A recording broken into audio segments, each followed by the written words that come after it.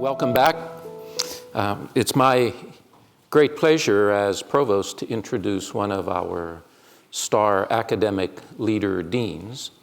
And I have two reasons for doing that. First of all, it gives me great pleasure to tell you the story about Michael.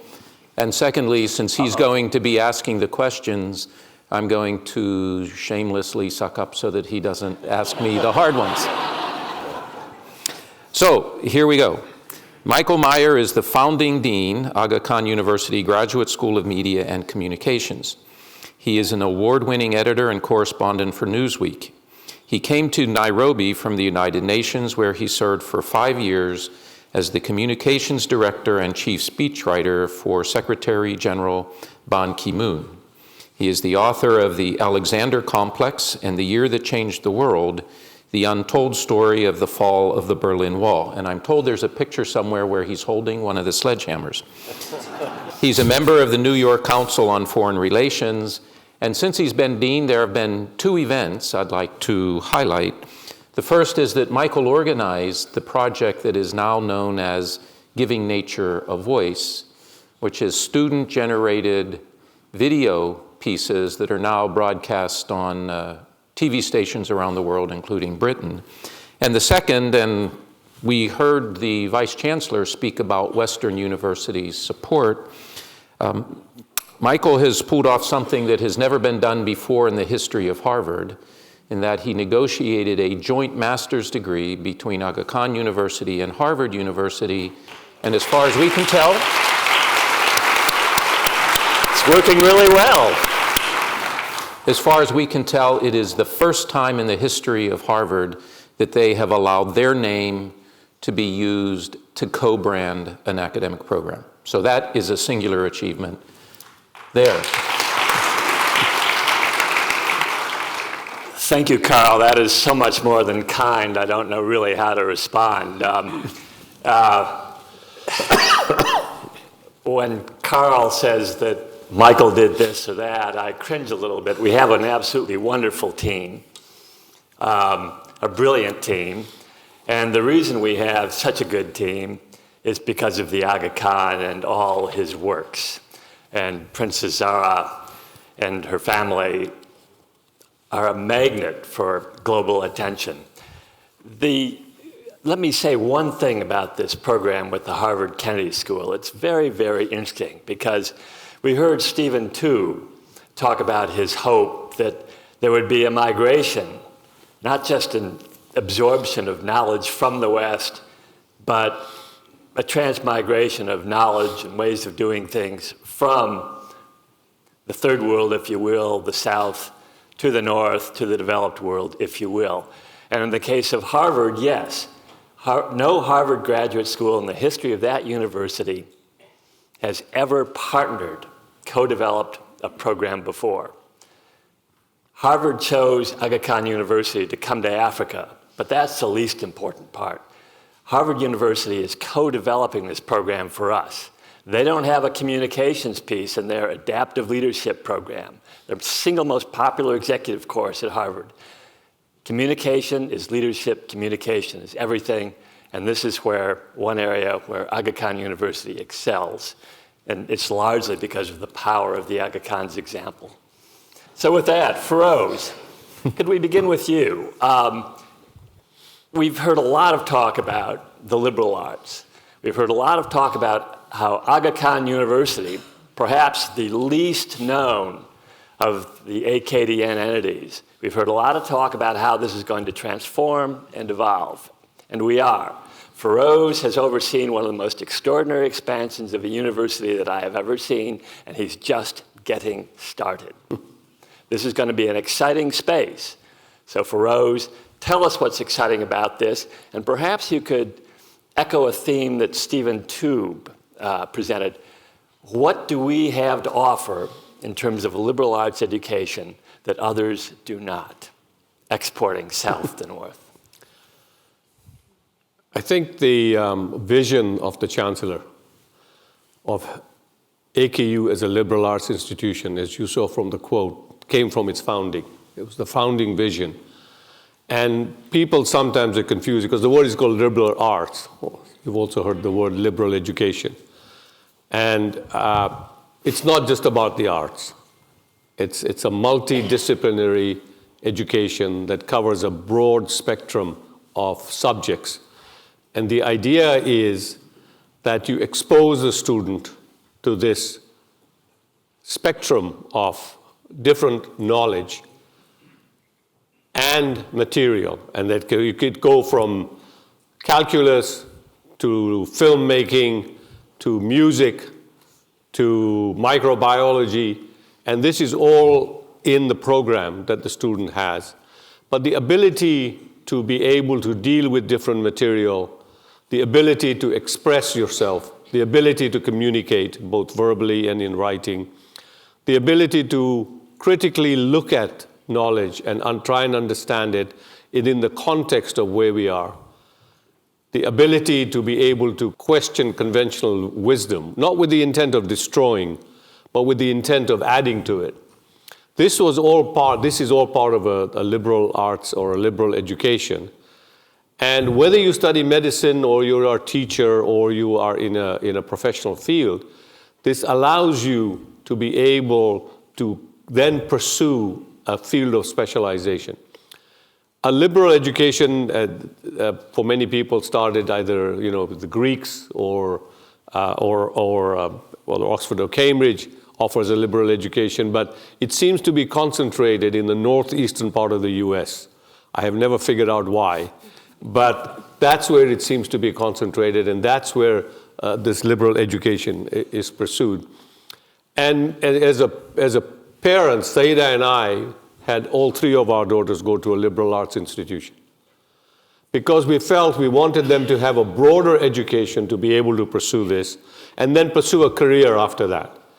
And it was very interesting that you could be trained in this broad spectrum of multiple disciplines and then be able to pursue a career in many things. So for example, some of the top investment banks, Goldman Sachs or Morgan Stanley or others, actually recruit from liberal arts colleges.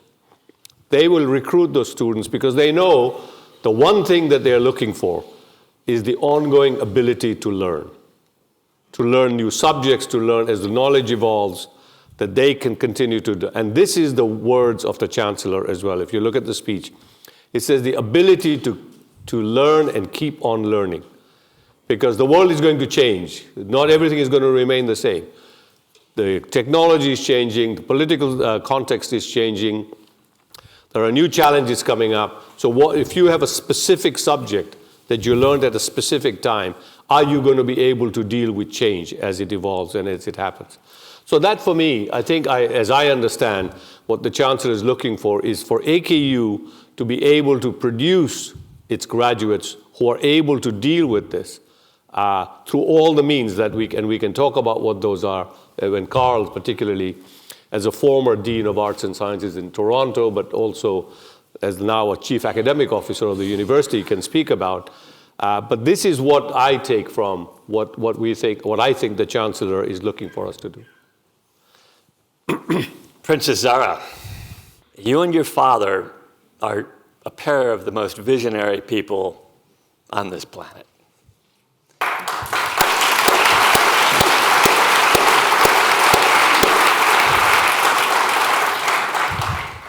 We are trending from half a century of progressive political liberalism, multilateralism, a sense that we are all in this world together, from the end of World War II pretty much to recent times.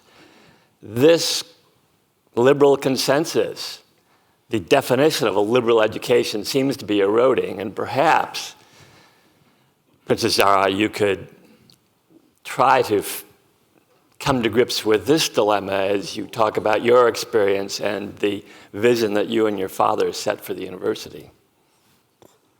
Thank you, Michael. And I think all of us here are simply trying to follow and implement parts of that vision that is my father's vision. So thank you for including us all in that.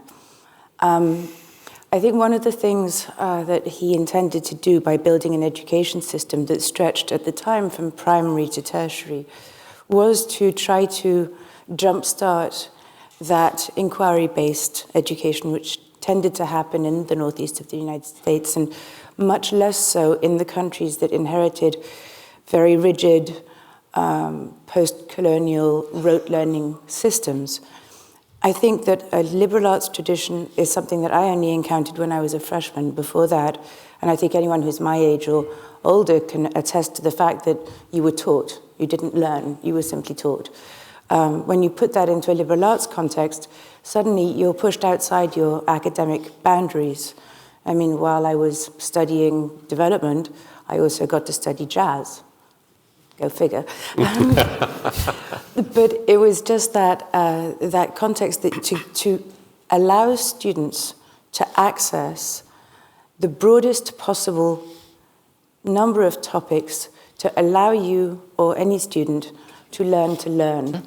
So it's about digesting the information. It's about acquiring the skills to review something critically, to approach a problem in a creative way and not just be focused on one solution, to be able to access multiple solutions of your own volition because you've been taught to not just apply one rigorous doctrine of learning, but rather a diverse approach to huge volumes of information or very complex problems.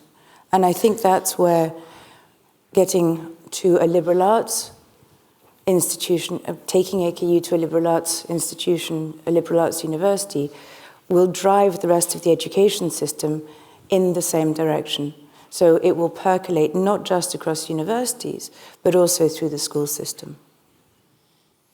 And can we take that, perhaps levitate that a few more feet to the ether sphere?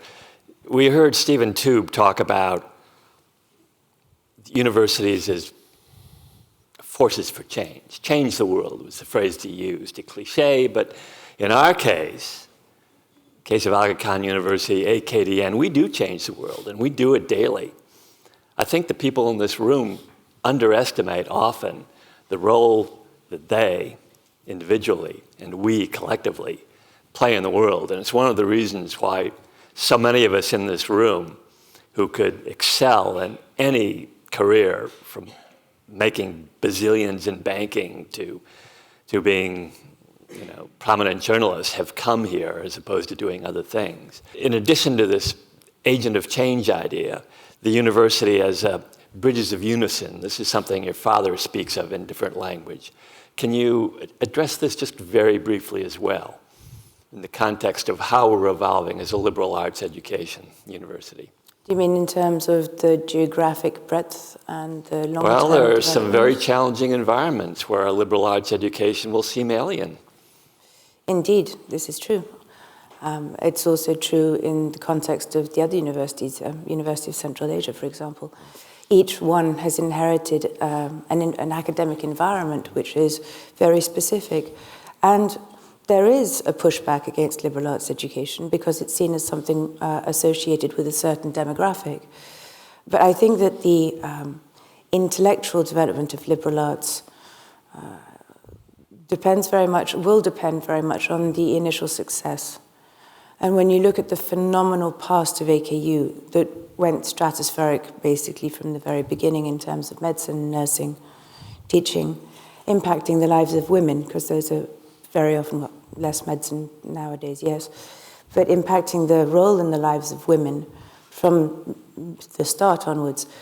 I think we're aiming to do the same with liberal arts, i.e. not start at a level where you're just sort of creating a program and having a bit of an impact, but it'll take hundreds of years to prove prove your model. I think on the contrary, we're aiming to start at a level where, even if there is pushback, the proof of concept is such and is so rapid that a liberal arts education will be seen as something of value, whichever context we start it in.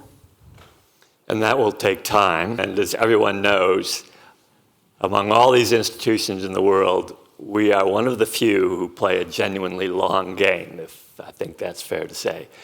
Carl, can we ask you a little bit about how this would look a bit more granularly? What would a liberal arts program look like? But before you go in here, I'd like to roll out a little bit of biography that might not be in your programs. Carl is a very interesting man. He's a person of extraordinary breadth. He grew up in the coal fields of Pennsylvania, one of 10 children, probably not the wealthiest suburb of Philadelphia. And here is Carl sitting on this stage before a global audience. Carl is also a geographer of considerable accomplishment. Now, I don't know how Carl's interest in the world and its full breadth and intensity and diversity sprang from growing up in rural coal country Pennsylvania, but it did. And he not only became a very prominent scholar, he also became a very prominent doer because he became deputy minister, another minister, of health for Alberta. And I believe you controlled some humongous percentage of Canada's health budget, Carl. This is a man of dimension.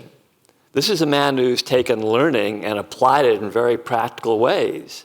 This is a no-nonsense man who dreams of traveling the world and who in Pennsylvania dreamed of having a job like this his entire life, working for the Aga Khan.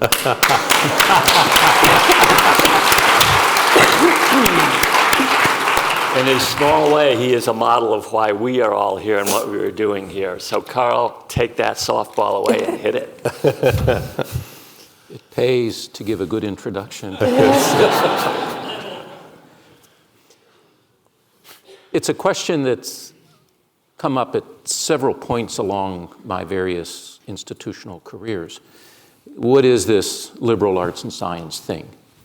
And the word liberal has been a very, very complicated piece of liberal arts and science. It's almost as if it was designed to complicate 300 years of higher education evolution. A little bit of history. If there's any real card-carrying historians in the audience, you can criticize me later or write it down. But the liberal arts and science was a response in the 19th century to a higher education system that was designed to do two things, especially in Europe. It was designed to maintain the control of the Catholic Church, and it was designed to maintain the control of the monarchs who claimed their right to rule came right from divine intervention. And the curriculum of the early colleges of Oxford and Cambridge were inevitably church-based and protected by a monarch. So the reason he's a vice-chancellor is the chancellors were usually members of the royal family, the aristocrats. And if you go to Oxford, Cambridge colleges, you can see the list of chancellors in the early years for a very long time were all dukes, once in a while a duchess, princes. So that was the higher education system. And then we had the international economy, we had traders, we had the mercantilist. So society, the leaders of civil society, started asking the question, how do we run society? How do we get out of the agrarian, church-based system? So there were two major thinkers. One, a pair of brothers in Germany, the Humboldts, who proposed a model that is research evidence-based. The job of the university is to advance knowledge. The countervailing view, oddly enough, a cardinal in England, John Cardinal Newman, who switched sides halfway through his career from Anglican to Catholic, but he kept the cardinal part. His view was the job of higher education is to train the leaders of tomorrow. It's right there if you read his early works. He sort of slipped a bit. He said, and these are the children of the aristocrats, so he didn't get it quite right. So our university and Western universities merged the two. So you have colleges, Harvard College, embedded in this big research edifice, Harvard University. If you go to the big Canadian universities, they have a whole bunch of little colleges embedded in a big research edifice. We started sort of upside down. We started with our professional research-intensive faculties, and now we will insert that liberal arts and science college. So when the chancellor says it will complete us, it's exactly that model of taking Humboldt and Newman, civil society, leaders of tomorrow, and all of that which you get out of a big, powerful research university. So for me, the characteristic of a liberal arts and science education, it's liberal in the context of its history, in that it is a higher education model embedded in broad access for society, regardless of means, regardless of history, regardless of your station in society. So when you see 80% of our nurses in Karachi coming from northern Pakistan, regardless of station in society, regardless of economic means, regardless of family potential, come to us. So for me, if you go back to the documents that founded us, the Derek Bott Harvard Commission and the Chancellor's Commission, it was just so simple.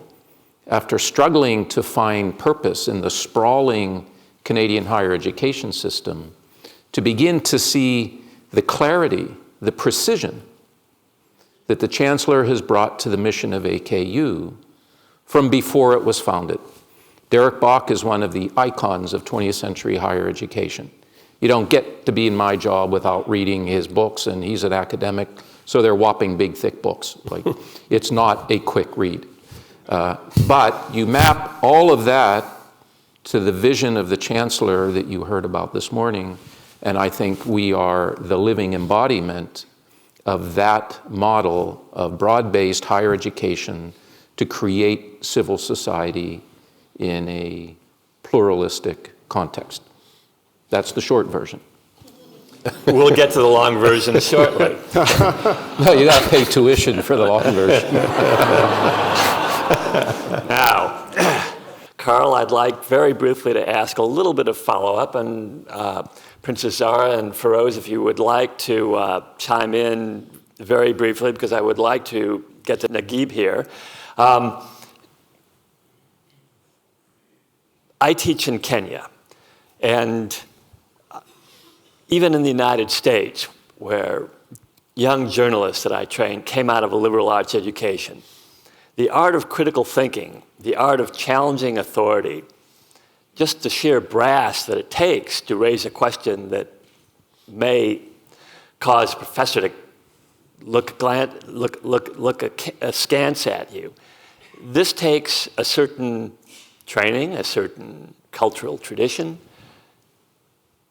How do you move, Carl and others, from a more rote learning that we see in Kenya, say, or increasingly in the United States, where people are studying to exams, or China, to the kind of critical thinking that is the essence of leadership that we strive for? How do we do that in a practical way? Very briefly.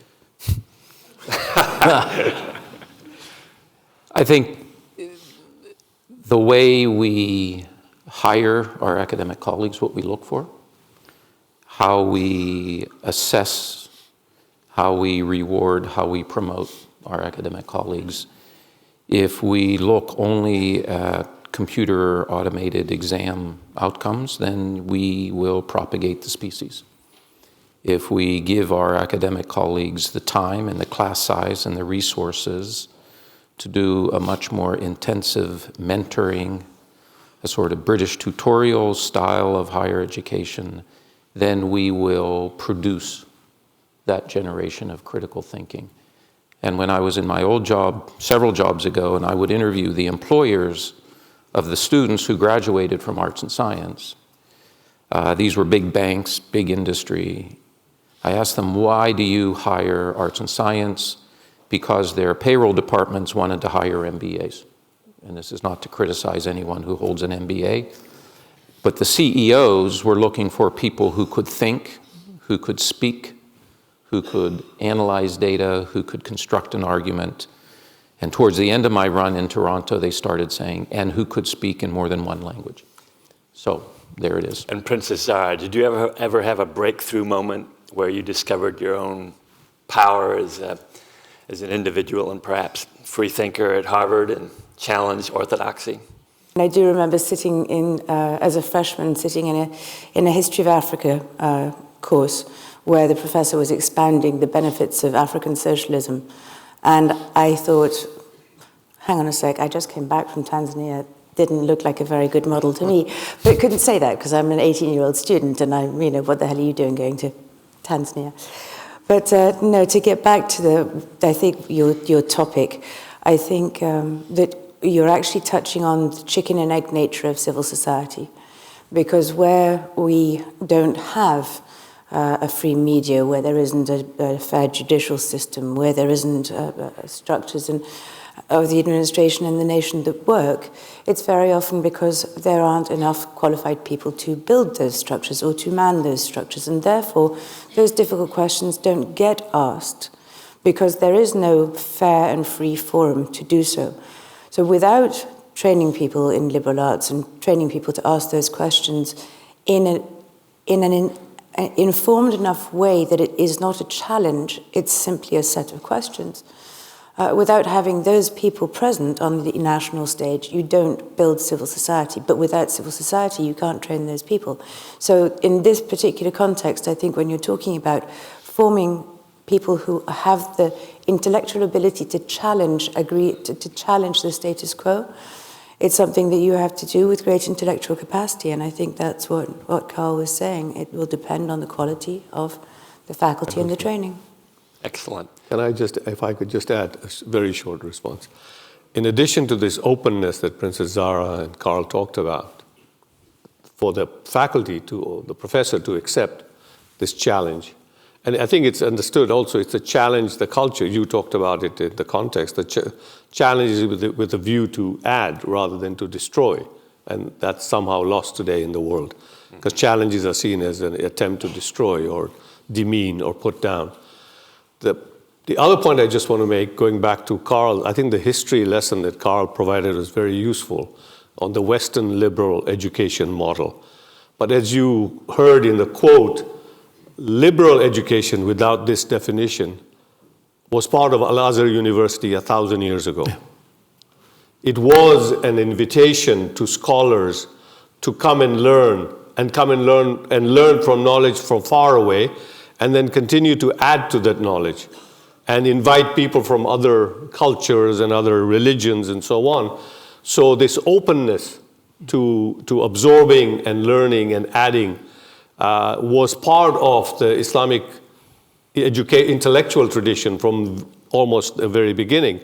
I'm not a historian of that. There are many experts in the room who can explain this much better than I can. But I think this is what the Chancellor said, that this has been part of the history of intellectual inquiry and expression and knowledge, and using that knowledge to solve problems that society faces, which are all part of today's liberal arts education. But there is, and we need to understand, just as Carl was able to articulate the historic connection of liberal arts education to Europe, part of our work, I hope the scholars that are here can help connect it back to the origins of the Islamic intellectual tradition.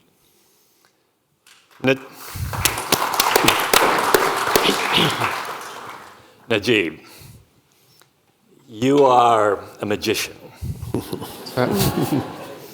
This is a man who, if he stayed in banking, and his resume is a galaxy of big names in Wall Street and finance, he would be running Goldman Sachs.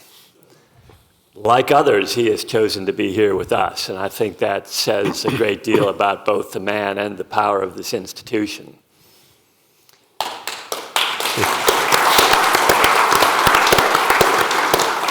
Now, among the many acts of magic that you will be called upon to perform is translating this dream into reality. We've heard from the Vice Chancellor of Cambridge. I don't know what Cambridge's endowment is, but I think it says something like £5 billion right here. 31 colleges I don't know where in the world or in the United States, have endowments totaling almost $7 billion. Harvard's is $37 billion. Why do they charge tuition? I don't know. But, you know, the reality is that we are going to try to create an elite, an intellectual and professional elite of future leaders out of students who come from often rather impoverished and certainly not elite backgrounds. We have to pay for this. We don't have an endowment. What sort of magic are we going to work to make all this possible over the next 35 years of our institutional life? Thank you, Michael. Well, I'm not sure I believe in magic, but there are steps we can take to make this work. But I think it's worth just taking a step backwards and thinking about the university funding model, because really no universities are able to function from fee revenue and cover their costs. So how do universities fund themselves? Yes, they get fees. A lot of universities get money from governments. Universities have big endowments, as you are referring to, and they get income from their endowment. And they get annual giving from their alumni and their other supporters.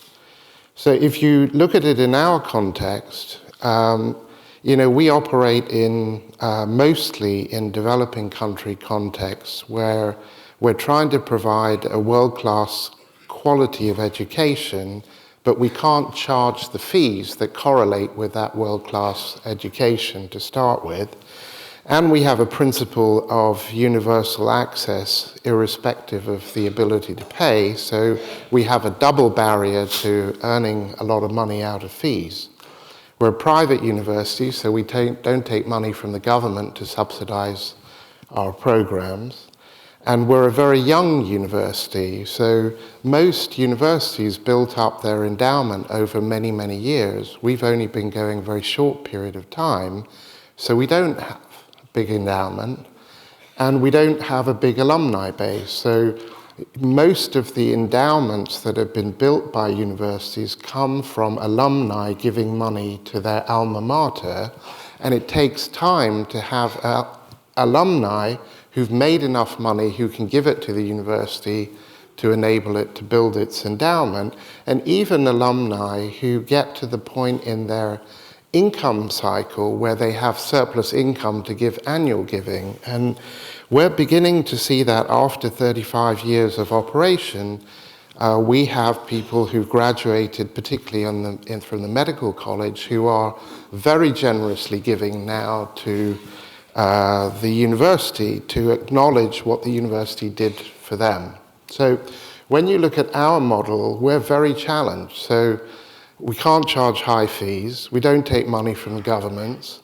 We don't have a long history of alumni who can support giving and the endowment. So how have we managed to do what we've been doing to date? Well, Firoz put the slide up.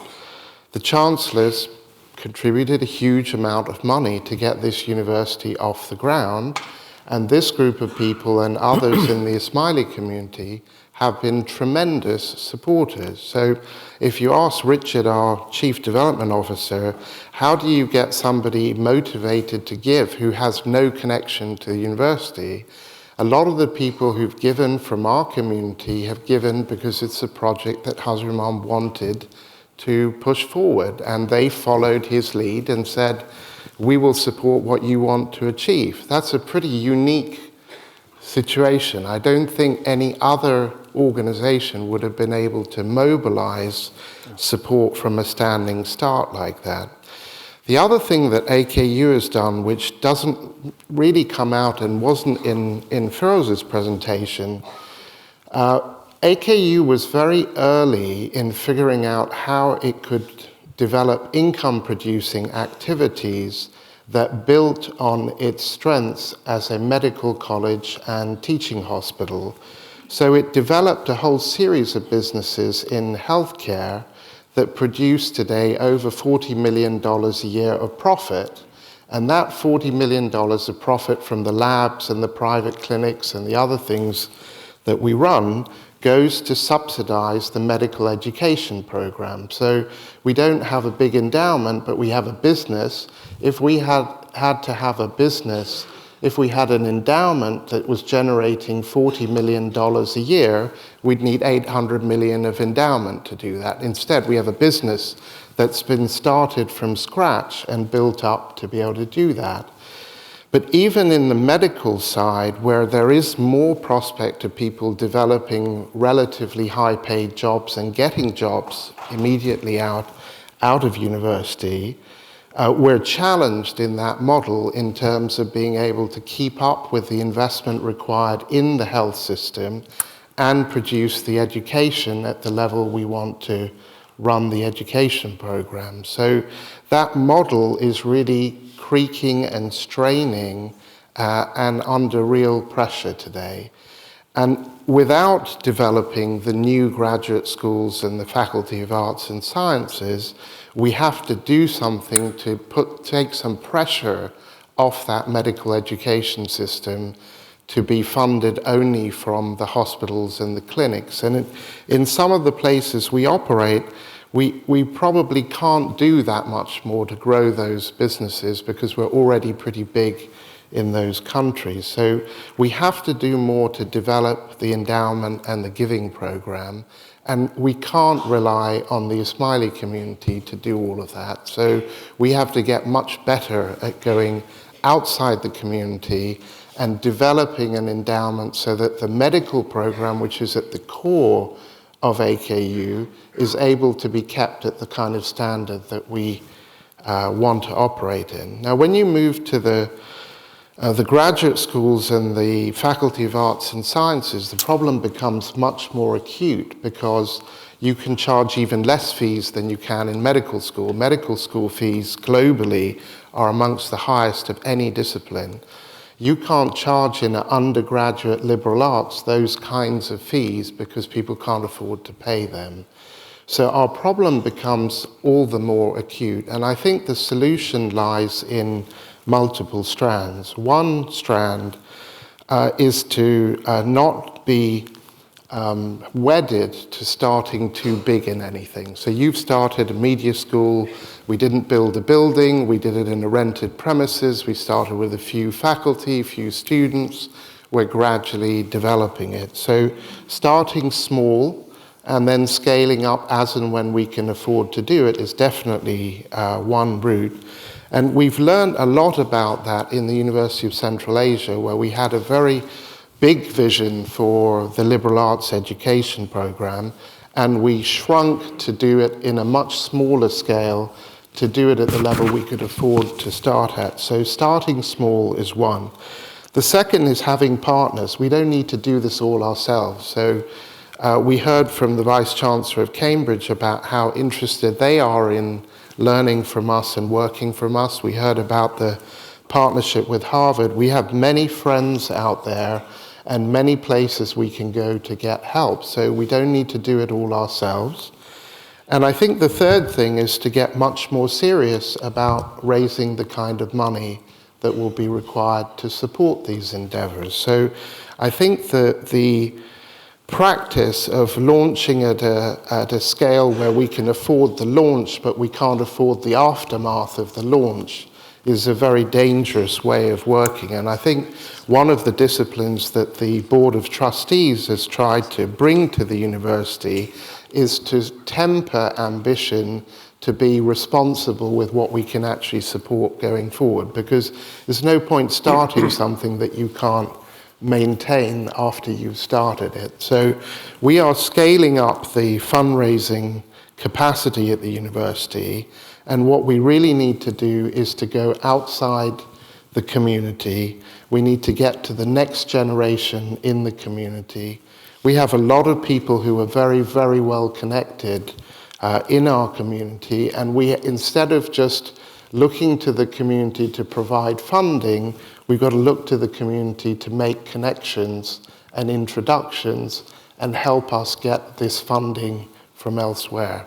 And I think if we do this in a very high quality way and our programs are recognized for excellence, even if they're small, they'll attract support. And I think it's much easier to get people to support something that's up and running at a small scale than to buy into a big vision that they can't see beyond some charts and pictures.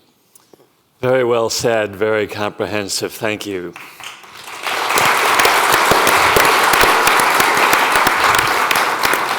A large challenge, but as you can see, we are in good hands.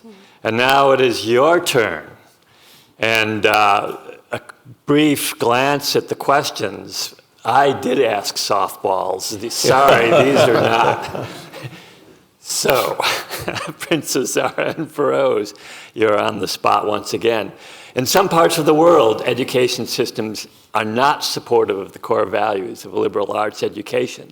Many of those countries are places we operate. In fact, there are core places where we operate. Do we have a strategy for moving in and changing attitudes? Princess Zara touched on this earlier. I think it starts at 3 levels. One is we have to start this understanding of liberal education at the school level. Can't wait until the student gets to the university.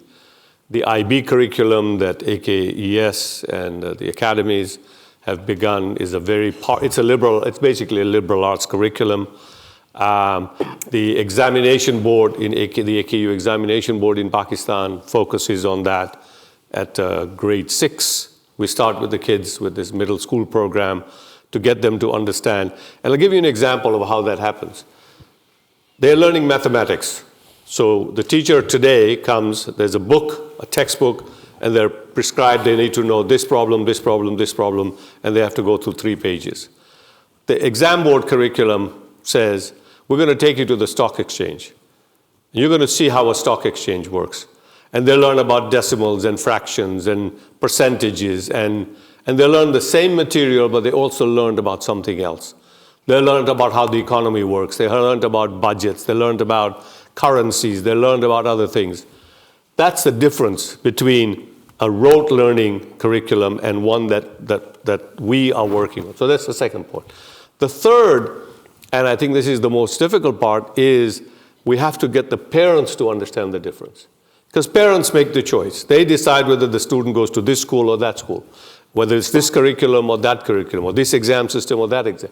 And that's which is much more difficult, and that's where we need to start to work and address this problem to the parents, then also to the school system in the curricula that we're looking at, and then also how a student's educational outcomes are measured, which allows them then to go forward into to university. Carl, or Princess Zara, do you have a second beat? 2 little points. One is that Hasri told us about 10 years ago to massively increase the provision or access to early childhood development. And we're doing that with AKU through the Human Development Program. AKF does a lot of early childhood development. But recently, in the last 2-3 years, his focus has been on pluralism in ECD, which to me is a very interesting notion that you would take a 2-year-old or a 3-year-old and make pluralism the focus of those years of education. But I think that speaks to your question. And in terms of changing systems that aren't necessarily open to a liberal arts approach, when I think back to 25 years ago, it's a lot better today than it was then. The concept of a national curriculum has evolved, albeit slowly depending on the countries. But I think also it's very important that, and I speak as AKES now, but I think it's very important to aim for an IB, aim for a international curriculum, whether it's A-levels or the rest, but also improve, add on to, enrich the national curriculum and continue to teach national curriculum. Because that's how those nations can trial different things that are possibly closer to liberal arts without threatening the system as a whole. Carl, this is a question asked almost collectively from the audience, not necessarily requiring a collective answer from us. What can we do to help AKU become a premier liberal arts university? What is your ask? I think there's many things, and I'll go by way of example.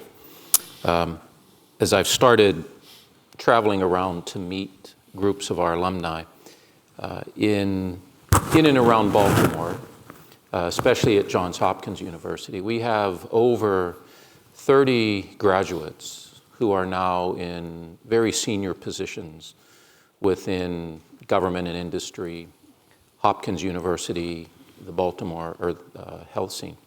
So I met with them a few months ago, and it was a very important event for me. We got together, we were hosted, we got together at one of our alumni houses, and we had the usual preamble conversation. But then after dinner, we started into a very much more complicated discussion, the end of which my sense is, fine, you can keep asking us for money and we will keep giving you money, but we have the potential through everything we do to be extraordinarily helpful in connecting our institution to other institutions. So I think the foundation of a liberal arts and science core at Aga Khan University is going to require us to very much more on purpose bring academic talent from all of our partners, from all of our alumni, to bear inside the university. We will always be a small university compared to the landscape, compared to our partners. We will succeed by expanding our reach into the intellectual communities that are affiliated friendly to us. And I think that's one of the strategies. If we don't have the endowment to hire everybody, and even if we did, we probably couldn't convince very many of them to give up their current positions, but we can reach out and convince them to work with us, to come to receive our students, to mentor our academic staff, and to build that multiplier effect that is, in a financial context, not on our budget, it's on somebody else's budget. So that's one of the strategies we're pursuing. Naguib, how will people who get a liberal arts education survive financially? Well, I think we heard the answer to that earlier. I mean, liberal arts graduates are recruited into all kinds of different professions. Doesn't stop them going on to do things in master's level education. Lots of liberal arts graduates go and do law degrees and become very successful lawyers. So I think it's not a barrier to lots of lucrative professions. And I think we have to go back to one of the things that Stephen Toop talked about. You know, we can't measure success in jobs and income alone. So a certain proportion of the people that come through our liberal arts program are going to go and be in theatre or work in NGOs or do all kinds of other things that are good in society that don't result in lots of income. And that's what we should encourage. I don't have a particular person in mind to answer this one, but how will the liberal arts curriculum that AKU offers be contextual? And are we partnering with other developing world institutions? We haven't said too much about AKDN, but I think we have to recognize that AKU, as part of AKDN, can provide our students and our graduates access to a sort of integrated, multifaceted life course that is simply not available anyplace else that I've been. We can provide learning opportunities. We can bring AKDN people into our classrooms. We can work out very, very interesting partnerships. And the context then can be provided by the field work, the internships, the co-op learning opportunities. So I'd say the easy, obvious answer, without getting into any kind of institutional complexity, is to fully exploit all that AKDN offers to us. I think also, if I could just quickly add, the curriculum that Carl's talking about as we work on the strength of the AKDN, you talked about other partnerships, and I mean, Alex Awidi is sitting there, Joe Lugal is there, and some of us are educated in East Africa. the textbooks that I learned from in East Africa started with the colonial period. But there was history before that. That isn't captured, right? And we as a university can, as a liberal arts institution, if nothing else, can look at the history that's already now being written by people who are trying to get to the records and so on. I mean, yesterday we talked about an example. Stefan Pradin, one of our speakers, talked about the excavation he's doing in East Africa, which is uncovering the presence of the Chinese, right, in the 10th century, which is uncovering some very interesting unknown to date facts. Our role as a liberal arts institution would be to support that, to research that, to publish that, and hopefully be able to be teaching those things in the school. That's also a role of a liberal arts institution. It's an exciting prospect, and in a moment I'm going to ask our panelists, fair warning all, a question. What is your big idea for AKU as we enter the next chapter of our existence, the next 35 years? And while you're thinking on that, let me read a last question that is more a statement from you, the audience, on the transformative power of generosity.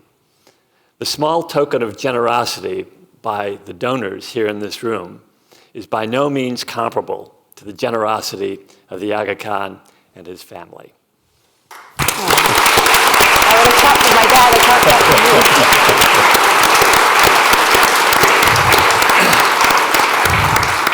you. Princess Zara, rest assured that I can tell by the handwriting that this is not a planted question. And it's not done. We thank you for giving so much of their time, effort, and care to AKU, and in fact to the whole world. We would like to do more. Tell us how to do it. Richard, this is probably your cue. We will be getting back to you.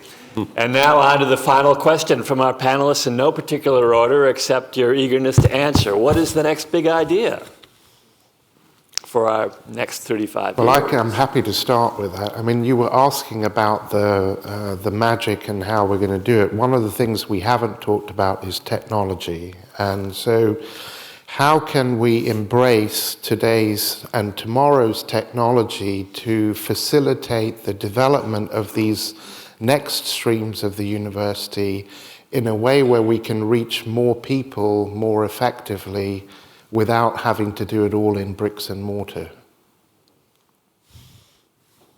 Princess Zara, you're next.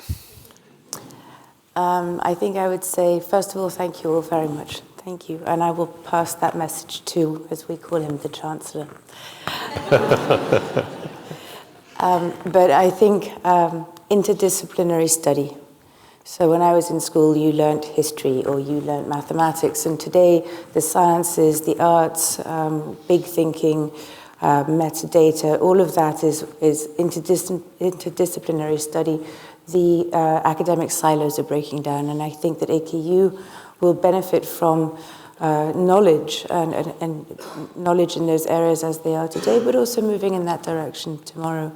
How does a biologist work with an economist? Because the world of the future will require that kind of understanding. Carl, you have the penultimate word. Every time I get a hard question, I go back to the Chancellor's 4 pieces of advice: impact, quality, relevance, and access. And you add those up, IQRA. That's a very powerful statement in the context of all that the Chancellor teaches us and all that you know so well. The second piece then is, what can we offer to the world that in all of my travels I have seen nobody else able to offer, and that's access to 6 countries. 5 of them very well organized, this one not so sure, so let's stick to the 5. We have an ability to aggregate data, and there's big, powerful captains of industry who have said, the only thing of value I have is my data. I think that was one of the big IT gurus. We have data. We have data that we don't always appreciate is rare, and it is unbelievably valuable. We have 3,000 patients of our own with AKDN. We have 5,000 patients and many more than 6 countries. 5 million. 5.5 million. Million. What did I say? 5.5 million. You are a few zeros out. Million. Yeah. So we can do socioeconomic data. We have the kind of data that Alex Oidi can produce through his surveys. We have access to all of the government statistical data.